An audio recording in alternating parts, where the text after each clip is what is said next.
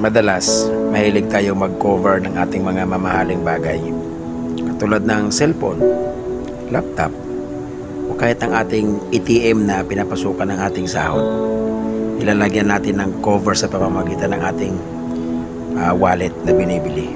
Minsan, nag-i-spend tayo ng mahal na mga cover para lang maproteksyonan yung mga mamahaling bagay na meron tayo. At madalas din nakalimutan natin na bigyang pahalaga na kubiran yung pinakamahal na bagay na meron tayo, which is yung life instruction manual natin. Kaya sa panahong ito, sa oras na ito mga mahal kong kapatid, ito naman po ang aking bibigyang pansin upang makubiran yung pinakamahalagang aklat na meron ako sa buhay, na lagi kong binabasa kung sa panahon na ako lang mag-isa. At sa pamamagitan nito ay nakakausap ko ang Diyos na siyang may likha sa atin.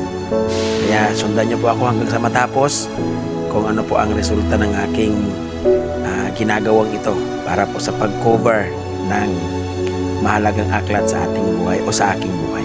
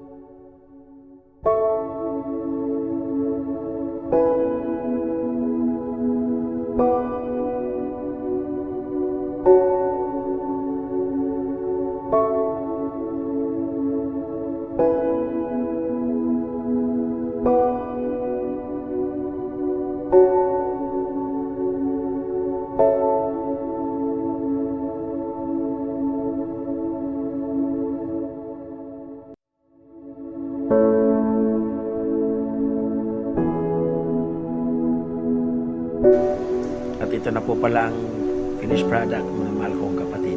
Yan, para hindi na po siya naalikabukan at hindi po siya madaling masira o mapunit. Yan. At meron tayong bubuklatin sa oras ng meron tayong kailangang malaman sa buhay. Salamat. God bless.